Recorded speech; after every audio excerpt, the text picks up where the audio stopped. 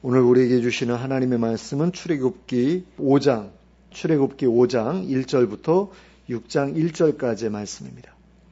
출애굽기 5장 1절부터 6장 1절까지의 말씀을 함께 합독하도록 하겠습니다. 함께 읽겠습니다. 시작.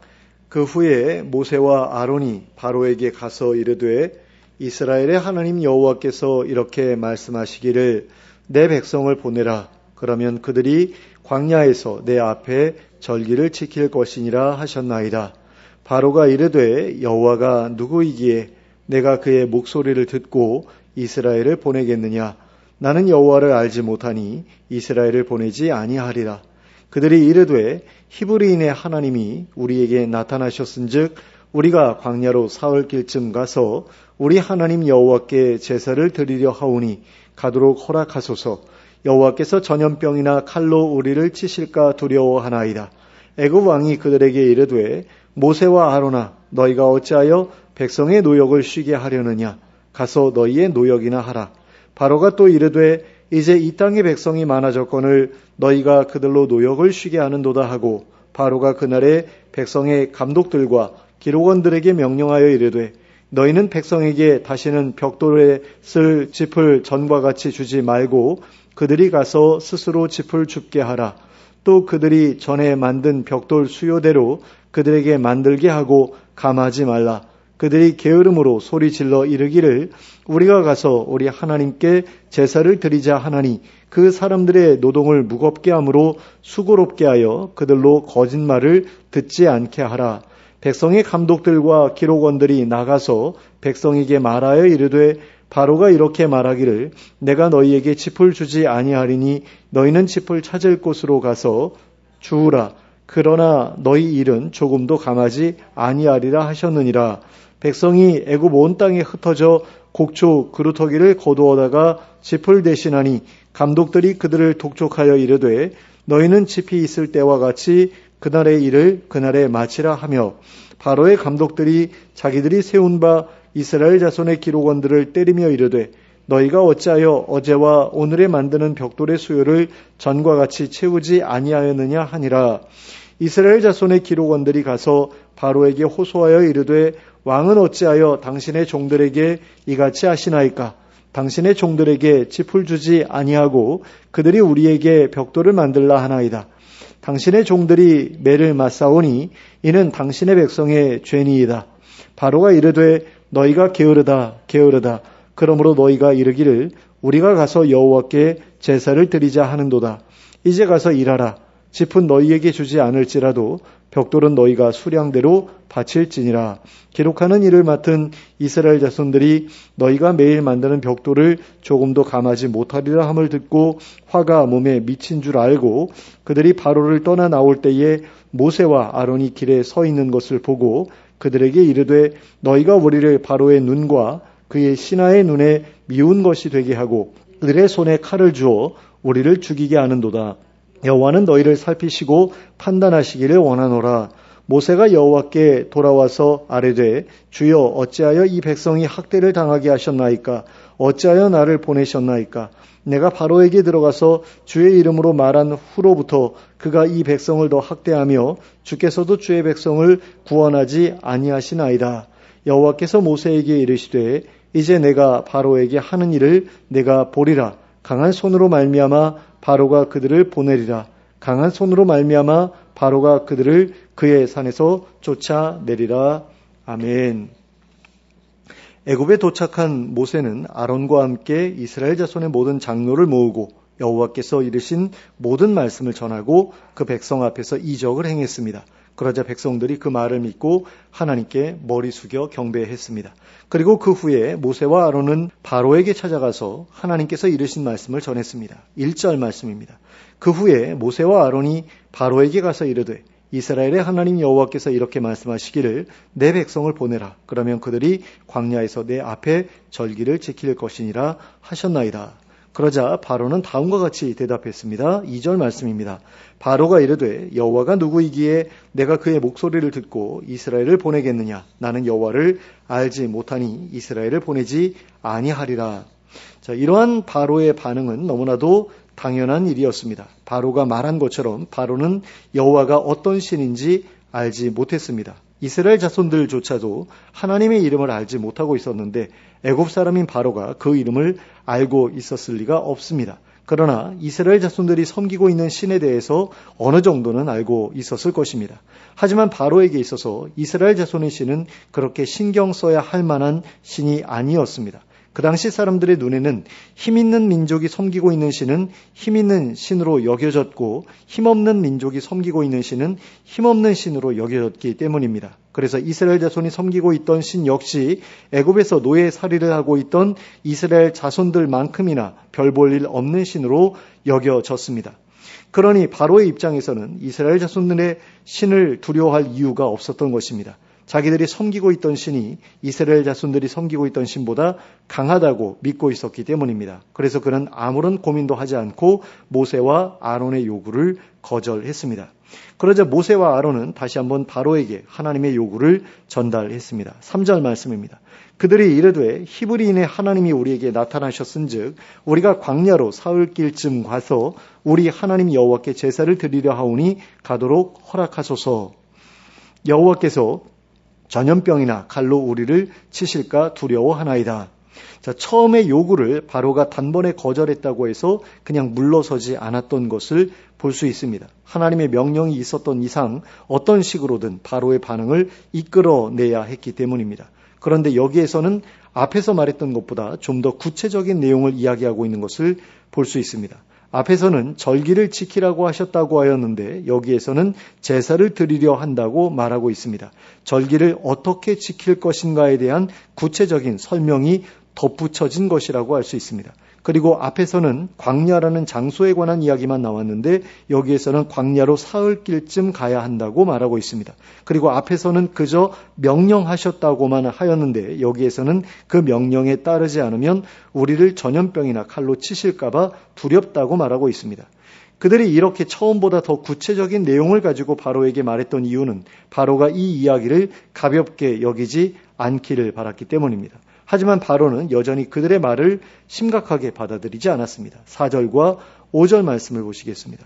애굽 왕이 그들에게 이르되 모세와 아론아 너희가 어찌하여 백성의 노역을 쉬게 하려느냐 가서 너희의 노역이나 하라. 바로가 또 이르되 이제 이 땅의 백성이 많아졌거늘 너희가 그들로 노역을 쉬게 하는도다 하고 바로는 모세와 아론의 말이 그저 이스라엘 백성들의 노역을 줄여주려는 수작이라고 생각했습니다. 이때까지만 해도 바로는 이스라엘 자손들이 애굽에서 탈출하려고 한다고는 생각하지 못했습니다. 그저 사흘 정도 일을 쉬면서 자기들끼리 종교 행사를 벌이려고 하는가 보다 하는 정도로만 생각했습니다. 그래서 바로가 모세와 아론을 처단하지 않았던 것입니다. 모세가 요구하고 있는 것이 이스라엘 백성들의 탈출이다라는 것을 알았으면 바로가 모세와 아론을 그냥 내버려 두었을 이유가 없습니다. 단번에 죽여버리려고 했겠죠. 그런데 모세와 아론이 이스라엘 백성들을 해방시키려고 한다고 생각하지 못했기 때문에 그냥 내버려 둔 겁니다. 그래서 바로는 이스라엘 백성들의 노역을 더 심하게 가중시키는 정도에서 이 일을 마무리 지으려고 했습니다. 6절부터 9절까지의 말씀입니다. 바로가 그날에 백성의 감독들과 기록원들에게 명령하여 이르되 너희는 백성에게 다시는 벽돌에 쓸 짚을 전과 같이 주지 말고 그들이 가서 스스로 짚을 줍게 하라. 또 그들이 전에 만든 벽돌 수요대로 그들에게 만들게 하고 감하지 말라. 그들이 게으름으로 소리질러 이르기를 우리가 가서 우리 하나님께 제사를 드리자 하나니 그 사람들의 노동을 무겁게 함으로 수고롭게 하여 그들로 거짓말을 듣지 않게 하라. 이 말씀을 통해 알 수 있듯이 이스라엘 백성들에게 요구되었던 가장 주된 노역은 벽돌을 만드는 일이었습니다. 그리고 그들은 그렇게 만든 벽돌을 가지고 건물이나 건축물을 짓는 일도 했을 것입니다. 그런데 모세와 아론의 요구를 괘씸하게 여겼던 바로는 벽돌 만드는 일을 이전보다 더 힘들게 하도록 만들어 버렸습니다. 벽돌을 만드는 데 필요한 짚을 제공해 주지 않고 이스라엘 백성들이 직접 가서 짚을 구해오도록 하였을 뿐만 아니라 예전과 똑같은 수량의 벽돌을 만들어 오라고 요구했던 것입니다. 그리고는 그 책임을 모세와 아론에게 돌려버렸습니다. 바로는 하나님께 제사를 드리기 위해 광야로 가야 한다는 모세와 아론의 말을 이스라엘 자손들이 게으름을 부리도록 하기 위해 지어낸 거짓말이라고 치부했습니다. 그리고는 이스라엘 자손들이 그런 거짓말에 현혹되지 않도록 하기 위해 자신이 이런 벌을 내릴 수밖에 없었다는 식으로 자신의 논리를 펼쳤습니다. 그리고 바로의 이런 명령에 따라 백성의 감독들과 기록원들은 백성들에게 짚을 주지 않기 시작했습니다. 그리고 그들로 하여금 직접 짚을 구해다가 이전과 같은 수량의 벽돌을 만들게 했습니다. 하지만 그것은 너무나도 어려운 일이었습니다. 그래서 이스라엘 자손들은 예전과 똑같은 수량의 벽돌을 만들어낼 수 없었습니다. 그러자 바로의 감독들은 자기들이 세운 이스라엘 자손의 기록원들을 때리면서 예전과 같은 수량의 벽돌을 만들어내도록 독촉했습니다. 그러자 이스라엘 자손의 기록원들이 바로에게 직접 찾아가서 자기들이 겪고 있는 일에 대해 부당함을 호소했습니다. 그러나 바로는 오히려 이스라엘 자손들에게 그 책임을 돌렸습니다. 너희가 게을러서 노역을 쉬고 하나님께 제사를 드리러 가겠다고 했기 때문에 이런 벌을 내린 것이라고 하면서 자신의 결정을 돌이키지 않을 것을 분명히 했습니다. 그러자 이스라엘 자손의 기록원들은 자기들에게 화가 미친 것을 깨닫고 바로를 떠나 나왔습니다. 그리고 그 도중에 길에 서 있는 모세와 아론을 만나 그들을 비난했습니다. 21절 말씀입니다. 그들에게 이르되 너희가 우리를 바로의 눈과 그의 신하의 눈에 미운 것이 되게 하고 그들의 손에 칼을 주어 우리를 죽이게 하는도다. 여호와는 너희를 살피시고 판단하시기를 원하노라. 자, 이들이 말했던 내용을 다시 정리하면 다음과 같습니다. 첫째는 너희가 우리로 하여금 바로와 그의 신하들에게 미움을 받게 만들었다. 라는 것입니다. 둘째는 너희가 그들에게 빈미를 주어 우리를 죽음으로 내몰았다. 라는 것입니다. 셋째는 하나님께서 너희를 벌하시기를 원한다라는 것입니다. 그런데 과연 아론과 모세가 이 사람들이 말하고 있는 것처럼 하나님께 벌을 받을 만한 짓을 저질렀던 것입니까? 그렇지 않습니다. 그들은 하나님의 명령에 따라 바로에게 하나님의 뜻을 전달했을 뿐입니다. 그런데도 이스라엘 백성들은 아론과 모세가 하나님께 벌받기를 바랐습니다. 힘 있는 사람들이 자기들을 미워하게 만들었다는 것이 바로 그 이유였습니다. 힘 있는 사람들에게 자기들을 괴롭힐 빌미를 만들어 주었다는 것이 그 이유였던 것입니다. 그런데 우리는 이들이 모세와 아론을 비난했던 이러한 이유가 대제사장들과 서기관들이 예수님을 십자가에 못 박았을 때의 이유와 완벽하게 일치한다는 사실을 기억할 필요가 있습니다. 우리는 대제사장들과 서기관들이 예수님을 십자가에 못 박았던 이유를 두 가지로 정리해 볼 수 있습니다. 첫째는 예수님께서 그들의 잘못된 행태를 비난하고 적대했기 때문입니다. 그리고 그 결과 그들의 이권을 침해하고 그들의 영향력을 감소시켰기 때문입니다. 둘째는 예수님의 행태가 로마 정부를 자극하여 사회적인 혼란을 가져올 것 같았기 때문입니다. 예수님이 자신의 추종자들과 함께 민중봉기를 일으키고 로마 정부가 그것을 진압하기 위해 유다를 짓밟으면 자기들이 누리고 있었던 많은 기득권들이 침해받게 될 것이라고 생각했기 때문입니다. 그러니까 지금까지 자기들이 누려오고 있던 안락한 삶이 파괴될 것이라고 생각했기 때문에 그것을 미연에 방지하기 위해서 예수님을 죽이려고 했다라는 겁니다. 물론 이스라엘 자손의 기록원들이 아론과 모세에 대해 적대적인 반응을 보였던 이유와 대제사장과 서기관들이 예수님에 대해 적대적인 반응을 보였던 이유가 정확하게 일치하는 것은 아닙니다. 그러니까 이스라엘 자손들의 기록원들은 아론과 모세 때문에 더 힘든 노역을 하게 되었기 때문에 모세와 아론에게 적대감을 표시했습니다. 그러니까 이미 벌어진 일 때문에 적대감을 표시했다라는 겁니다. 그런데 대제사장과 서기관들은 자기들의 이익에 손해가 생길 것 같았기 때문에 예수님께 적대감을 표했습니다. 그런데 사실 그것만은 아니었지만 가장 주된 이유는 앞으로 벌어질 일 때문에 예수님을 적대했다라는 것으로 보는 게 더 적절하지 않겠나라는 거죠. 그러니까 예수님을 적대했던 이유가 두 가지였잖아요. 하나는 이미 자기들을 비난했고 또 자기들의 영향력을 감소했기 때문에, 그러니까 과거에 했던 그 일 때문에 적대했던 부분도 있는데 사실 이 사람들이 더 크게 염려했던 부분은 무엇이냐면 앞으로 벌어질 일, 로마에 대항해서 밀란을 일으키게 되면 로마에서 군대를 보낼 것이고 그러면 자기들의 안락한 삶이 파괴될 것이라고 생각했기 때문에 이 사람을 죽여야 되겠다라고 생각했던 부분이 더 크거든요. 그런 부분에서 살짝 차이가 있기는 합니다. 그러나 이 두 가지 경우가 다 상대방이 자기들의 이익 또는 편안한 삶에 방해가 되는 일을 벌였다 또는 벌일 것이다 라고 생각했기 때문에 보였던 반응이었다는 점에서는 서로 완벽하게 일치한다라고 볼 수 있다는 겁니다. 그러니까 내 평화로운 삶을 이 사람이 파괴했다 또는 파괴하려고 든다라는 그것이 그 상대방을 적대했던 이유의 가장 근원적인 부분이었다라는 겁니다. 근데 모세의 입장에서 이스라엘 자손들의 이러한 반응은 너무나 억울하기 짝이 없는 일이었습니다. 모세는 그저 하나님의 명령에 따라 하나님께서 전하라고 하신 말씀만 전했을 뿐이었습니다. 그리고 그것을 문제 삼아 이스라엘 백성들을 괴롭히고 있는 것은 모세가 아니라 바로였습니다. 그러므로 그들이 원망해야 할 대상은 모세와 아론이 아니라 바로였던 거죠. 그런데도 이스라엘 백성들은 바로가 아닌 모세와 아론을 원망했습니다. 그러니 모세의 입장에서는 무척이나 억울하고 분했을 것입니다. 그래서 그는 하나님께 다음과 같이 말씀드렸습니다. 22절과 23절 말씀입니다. 모세가 여호와께 돌아와서 아뢰되 주여 어찌하여 이 백성이 학대를 당하게 하셨나이까? 어찌하여 나를 보내셨나이까? 내가 바로에게 들어가서 주의 이름으로 말한 후로부터 그가 이 백성을 더 학대하며 주께서도 주의 백성을 구원하지 아니하시나이다. 여기에서 볼 수 있듯이 모세는 두 가지 이유로 인해 하나님을 원망했습니다. 첫 번째 이유는 하나님께서 자신을 바로에게 보내셔서 이스라엘 백성들로 하여금 학대를 당하게 하셨다는 것이었습니다. 하나님께서 자신을 바로에게 보내지 않으셨다면 바로가 이스라엘 백성들을 지금처럼 심하게 학대하지도 않았을 것이고 자신도 이스라엘 백성들에게 비난을 받지도 않았을 것이라는 것입니다. 이스라엘 백성들이 학대를 당하게 된 것이 하나님께서 바로에게 전하라고 하신 그 말씀 때문이라는 것이죠. 두 번째 이유는 하나님께서 이 문제를 그대로 방치하고 내버려 두고 계시다는 것이었습니다. 하나님 때문에 이런 문제가 생겼는데 하나님께서는 왜 이 문제를 해결해 주시지 않고 그냥 내버려 두고 계시느냐는 것입니다. 하나님께서 이스라엘 백성들을 학대받게 하셨으면 하나님께서 이스라엘 백성들을 구원해 주셔야 마땅하지 않느냐는 것입니다. 다시 정리하자면 모세가 하나님을 원망했던 이유는 하나님께서 문제를 일으키시고 수습하지 않으셨다는 이유 때문이었다는 것입니다. 그런데 이스라엘 백성들이 바로에게 심한 학대를 받게 되었던 이 일은 어떤 면에서는 너무나 당연한 일이었습니다.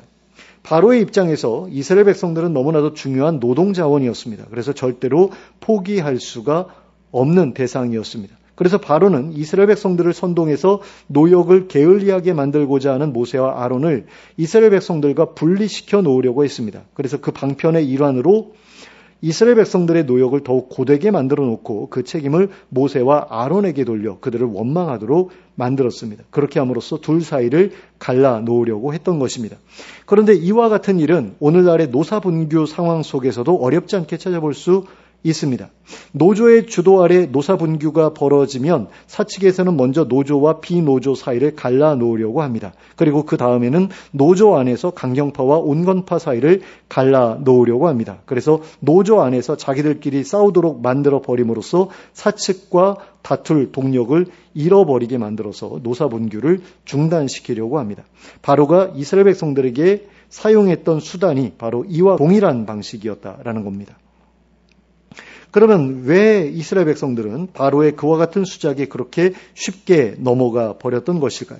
그 첫 번째 이유는 이스라엘 백성들이 바로로부터 그와 같이 심한 학대를 받게 될 것이라고 예측하지 못하고 있었기 때문입니다. 바로가 그와 같이 강경한 대응을 해올 것이라고 생각하지 못하고 있었기 때문입니다. 그들은 모세로부터 하나님의 말씀을 전해 듣고 나서는 앞으로는 힘든 일이 사라지고 쉬운 일만 하게 될 것이라고 생각했습니다. 하나님께서 자기들을 찾으시고 자기들의 고난을 살피셨다고 하였으니 당연히 지금까지의 고난에서 건져주실 것이라고 생각했던 것입니다. 그러니까 하나님께서 우리를 구원하겠다고 하셨어. 그러니 이제 앞으로는 어려운 일이 찾아오지 않을 거야 라고 그렇게 단순하게 생각했다라는 거죠. 그런데 갑작스럽게 예기치도 않았던 학대가 벌어지기 시작하자 그들은 자기들에게 괜한 기대감을 품게 만들었다는 이유로 모세를 원망하게 되었던 것입니다. 두 번째 이유는 인간의 본성이 힘 있는 자들을 두려워하고 힘없는 자들을 만만하게 여기기 때문입니다. 그래서 그들은 바로와 같이 힘 있는 자에게 대드는 것은 엄두도 내지 못하고 그저 만만한 모세를 원망할 수밖에 없었던 겁니다. 그렇게라도 해야지만 자기들의 억울함과 원통함을 조금이라도 해소할 수 있었기 때문입니다. 그래서 그들의 원망은 바로가 아닌 모세에게 쏠리게 되었습니다. 그러자 모세 역시 억울한 마음으로 인해 원망할 대상을 찾게 되었습니다. 그런데 그 찾은 대상이 바로 하나님이었다라는 점이 참으로 기가 막힌 부분이 아닐 수 없습니다. 모세 정도 되는 사람이라면 이런 일이 벌어지게 만든 바로를 원망하는 것이 맞는 것 아닙니까? 그런데 모세조차도 바로가 아닌 하나님을 원망하려 들었다라는 점에서 굉장히 실망스러운 그런 모습이 아닐 수가 없는 거죠. 그러니까 우리가 모세를 대단한 사람으로 이렇게 생각하잖아요. 대단히 믿음이 좋은 사람으로 생각하는데 사실은 모세도 처음에는 하나님에 대해서 전적으로 이렇게 신뢰하고 모든 것을 의지하고 이런 사람은 아니었다라는 것을 좀 기억할 필요가 있을 것 같아요. 그러니까 점점 더 믿음이 자라갔다. 그 호렙산에서 하나님 만나고 그 초기에만 해도 하나님 나 못하겠어요. 그리고 믿을 수 없어요. 이런 반응을 보였지만 점점 하나님과 동행하면서 하나님에 대한 신뢰가 깊어져 가는 것을 우리가 보게 되는 거죠. 그런 점에서 우리가 우리 자신에 대해서 가지고 있는 그런 실망감도 하나님과 동행하면서 점점 더 줄어들 수 있다라는 것을 좀 생각해야 되지 않을까, 배워야 되지 않을까라는 그런 생각이 듭니다. 그러니까 우리 자신을 보면서 실망할 때가 많잖아요. 내 믿음은 왜 이것밖에 되지 않을까. 그런데 모세도 처음에는 우리처럼 그렇게 믿음 없는 모습을 너무나 자주 하나님 앞에 보여드렸다라는 것을 생각하면서 우리가 좀 희망을 가져야 되겠다라는 거죠. 그런데 하나님께서는 모세의 그와 같은 원망에 대해 별다른 책망의 말씀을 하지 않으셨습니다. 자식들에게 할례를 해주지 않았던 것에 대해서는 그렇게나 분을 내셨던 하나님께서 당신에 대해 그렇게 원망의 말을 쏟아냈던 것에 대해서는 아무런 책망도 하지 않으셨습니다. 모세의 연약함을 이해하셨기 때문이 아니었을까 싶습니다. 그래서인지 오히려 격려의 말씀을 보태셨던 것을 보게 됩니다. 출애굽기 6장 1절 말씀입니다. 여호와께서 모세에게 이르시되 이제 내가 바로에게 하는 일을 내가 보리라. 강한 손으로 말미암아 바로가 그들을 보내리라. 강한 손으로 말미암아 바로가 그들을 그의 땅에서 쫓아내리라. 자, 여기서 볼 수 있듯이 하나님께서는 바로를 향한 분명한 계획을 가지고 계셨습니다. 그 계획은 당신의 강한 손으로 바로를 치시는 것이었습니다. 그리하여 바로로 하여금 이스라엘 백성들을 놓아 보내도록 하시는 것이었습니다. 심지어는 바로가 이스라엘 백성들을 그의 땅에서 쫓아내게 하겠다고까지 말씀하셨습니다. 지금까지 바로는 이스라엘 백성들이 자기 땅에서 나갈까 봐 걱정되는 그런 마음이었잖아요. 그러니까 그 귀한 노동력 아까워서 어떻게 보내 이런 그런 마음을 이제 바로가 계속해서 보여줄 텐데 그랬던 바로가 그냥 꼴보기도 싫어 하면서 쫓아보내게 하시겠다고 지금 말씀을 하고 계시는 거거든요. 그러니 이게 얼마나 대단한 그런 일이겠습니까? 그런데 하나님께서는 이 말씀을 통해 바로가 이스라엘 백성들을 학대한 것에 대한 책임이 바로에게 있음을 분명히 하고 계시다라는 것을 우리가 좀 생각해 볼 필요가 있습니다. 바로가 잘못했기 때문에 바로에게 그 책임을 물으시겠다고 말씀하신 겁니다. 그리고 그렇게 책임을 물으시는 광경을 모세가 보게 될 것이라고 하셨습니다. 이처럼 하나님께서는 바로의 악행에 대한 책임을 그 일을 저지른 당사자에게 물으셨습니다. 이스라엘 백성들이나 모세처럼 엉뚱한 대상에게 책임을 돌리지 않으셨습니다. 그러나 우리는 우리에게 찾아온 불행의 원인을 악행의 당사자에게 돌리기보다는 하나님께 돌리는 경우가 굉장히 많습니다. 그러면 그 이유는 무엇일까요? 우리의 잘못된 기대 때문이라고 할 수 있습니다. 하나님을 믿으면 어떤 상황에서도 어려운 일이 찾아오지 않을 것이라고 믿기 때문에 그런 원망을 하나님께 돌리는 경우가 생긴다라는 겁니다. 내가 하나님을 잘 믿으면 잘 믿을수록 하나님께서도 나를 안전하게 보호해 주셔야 한다라고 믿기 때문입니다. 그러나 우리는 착각하지 말아야 합니다. 하나님의 아들인 예수님조차도 이 땅에 계시는 동안 많은 고난을 겪으셨습니다. 그리고 예수님의 제자들도 마찬가지였습니다. 예수님의 12제자 중에 곱게 죽은 사람이 한 사람도 없다라는 것을 우리는 반드시 기억해야만 합니다. 그럼에도 불구하고 많은 기독교인들이 하나님을 믿으면 그리고 예수님을 믿으면 인생에 아무런 문제 없이 살아가게 되리라고 착각합니다.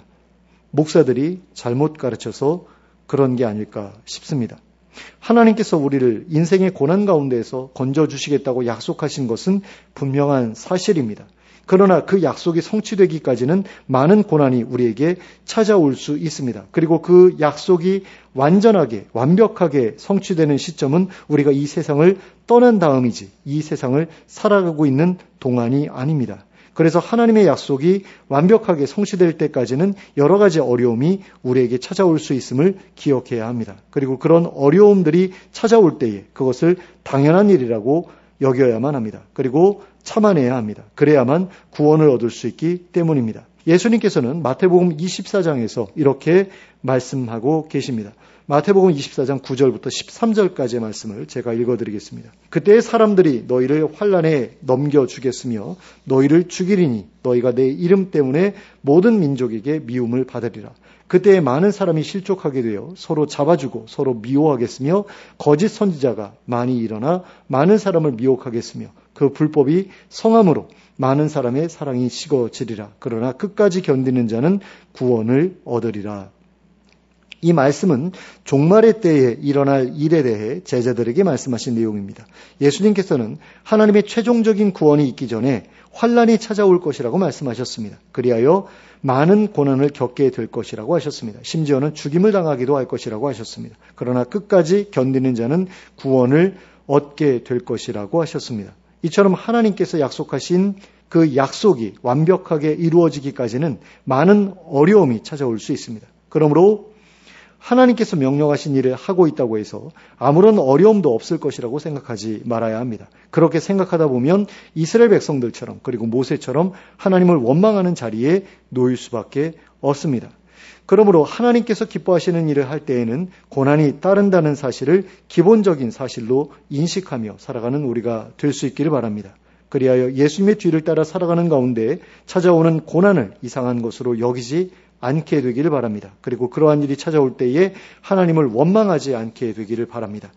그런 일이 찾아오면 오히려 하나님을 더 굳게 의지하면서 고난을 이겨낼 힘을 얻는 우리가 될 수 있길 바랍니다. 그리하여 하나님의 약속이 이루어지는 그날까지 하나님 편에서 떠나지 않고 끝까지 하나님 편에서 하나님과 함께 동행하며 하나님과 함께 일하는 우리 모두가 될 수 있기를 예수 그리스도의 이름으로 축원합니다. 함께 기도하겠습니다. 사랑과 은혜가 풍성하신 하나님 아버지, 하나님의 일을 할 때에는 어떤 고난도 겪지 않아야 정상이라고 말하는 사탄의 거짓말에 속아 넘어가지 않도록 저희를 지켜주시옵소서. 예수님께서도 이 땅에서 살아가시는 동안 무수한 고난을 겪으셨다는 사실을 저희가 기억하게 하시고 예수님의 뒤를 쫓아 하나님의 뜻대로 살아갈 때에는 그와 같은 일들이 일상적으로 찾아올 수 있음을 기억하게 하여 주시옵소서. 그리하여 우리가 하나님의 일을 할 때에 찾아오는 어려움들을 이상한 일로 여기지 않게 하여 주시고 주의 이름으로 겪는 고난을 오히려 자랑스럽게 생각하게 하여 주시옵소서.